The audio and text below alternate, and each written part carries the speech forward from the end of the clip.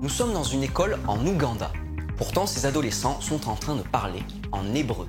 Ces élèves sont sud-soudanais, ils sont nés et ont passé une partie de leur enfance en Israël. Rami Gudovitch les a rencontrés dans une école israélienne à Tel Aviv en 2007 lorsqu'ils étaient beaucoup plus jeunes. Et c'est là que l'histoire a commencé.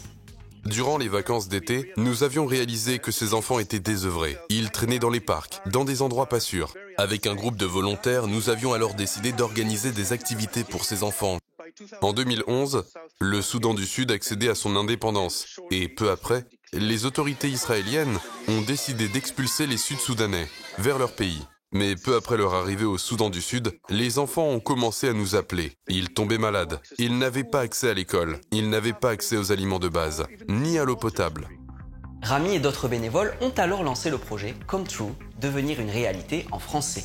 Il a organisé une campagne de collecte de fonds sur Facebook qui a permis d'envoyer des enfants dans des pensionnats en Ouganda, le pays voisin. Au début, nous avons scolarisé 25 enfants, mais quand ils sont rentrés au Soudan du Sud pour les fêtes de Noël, une guerre civile a éclaté dans ce pays. Nous avons alors dû monter une opération de secours. Nous avons évacué une centaine d'enfants. Il fallait trouver des solutions pour eux. La seule chose que nous pouvions faire, c'était de les envoyer à l'école. Et c'est ce que nous avons fait. Les cours sont en anglais. En plus de leur langue maternelle, ces enfants parlent l'arabe et l'hébreu. Et maintenant, ils ont appris l'anglais.